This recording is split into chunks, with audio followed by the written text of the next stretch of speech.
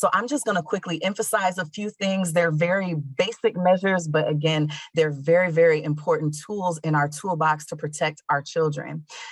One of the first things is just a reminder to avoid contact with people who are sick, making sure that everyone in the household is washing their hands at least 20 seconds. Now, 20 seconds seems like a short time when we say it, but actually it can feel kind of long if you actually put a timer on, but it's so important to make sure everyone in the house has good hand washing. One personal tip that I do, even with my own children, is we sing our favorite song while we're washing our hands and make sure that we do that for the full 20 seconds. So that's just a fun way that we make sure to do that.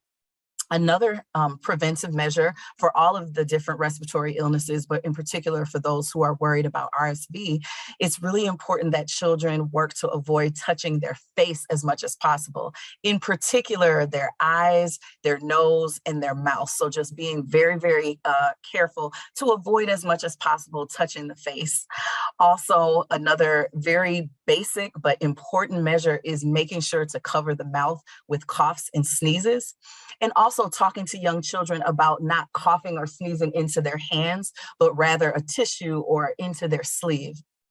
And one final one is very important in the household to take measures to work to disinfect surfaces that are commonly used and touched regularly. So for example, doorknobs, light switches, countertops, just making sure to disinfect those surfaces often and as much as possible.